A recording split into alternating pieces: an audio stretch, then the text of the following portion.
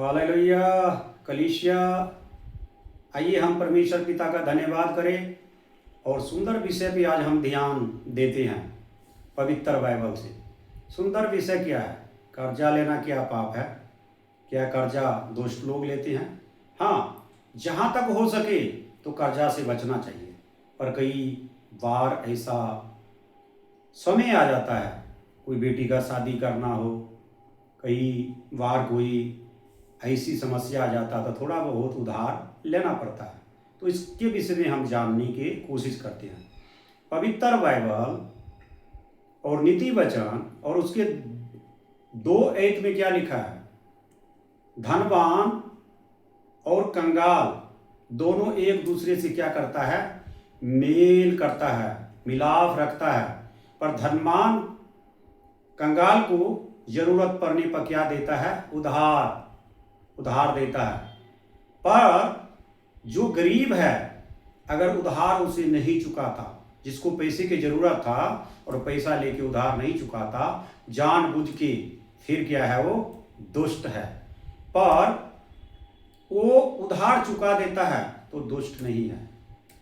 Hallelujah. इसी तरह हम अगला वचन देखते हैं, भजन संहिता और उसके 37 के 21 वचन में लिखा है, जो ऋण लेता है और भरता नहीं, फिर वो दुष्ट है। ऋण लेकर मतलब कर्जा लेकर अगर नहीं भरता तो क्या है? दुष्ट है, मतलब पापी है।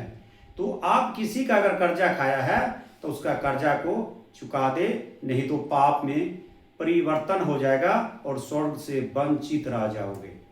उसी तरह व्यवस्था सार और 23 के 19 वचन को जब पढ़ते हैं तो वहां लिखा है, अपने भाई बंधु को आप ब्याज पे पैसा नहीं देना, ऋण नहीं देना, लेकिन परदेशी को आप दे सकते हो। परदेशी को ब्याज पे भी पैसा दे सकते हो।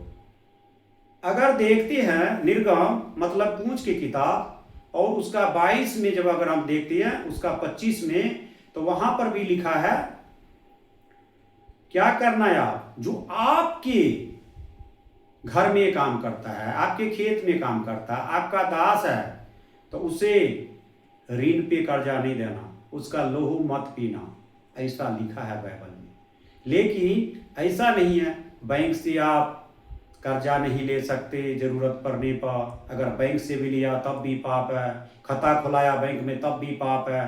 तो मैं ये सारा कुछ जब पाप है तो मेरी बात हो सके बहुत को बुरी लगेगा, पर मुझे ये बात बताना बहुत जरूरी है।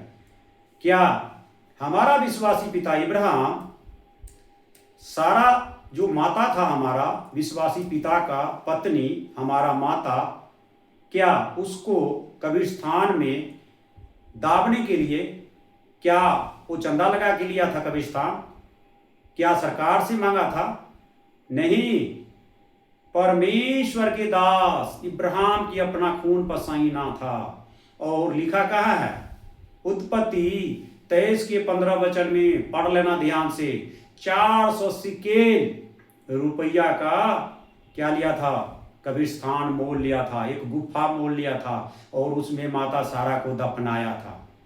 इस बात को ध्यान देना। लेकिन आज हम क्या करते हैं? कमाई धमाई तो करना नहीं है, कब्रिस्तान मोल तो खरीदना नहीं है, लेकिन सरकार के आगे धरना देना है, कभी डीसी का चक्कर लगाना है, कहीं दफ्तर के चक्कर लगाना, कभी मिनिस्टर के चक्कर लगाना है, और कब्रिस्तान चाहिए सरकार से।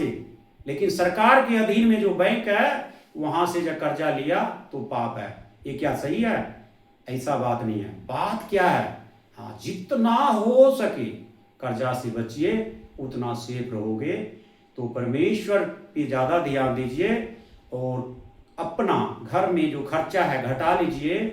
4 सब्जी से रोटी मत खाइए, 1 सब्जी से खा लिए, नून के साथ रोटी खा लीजिए, लेकिन कर्जा से बचने का कोशिश करें ताकि किसी का बोझ आपके ऊपर ना हो। ऐसा ना हो कि कर्जा चुका नहीं सका, ऋण चुका नहीं सका, तो आपको कि ऊपर में पाप आ जाए और स्वर्ग से आप वंचित रह जाए।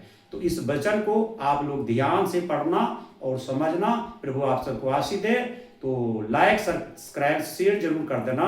अगर हो सके तो नहीं आपकी मर्जी। प्रभु आप सबको आशीष दे। जय मसीह की। हाँ जी, कर दे।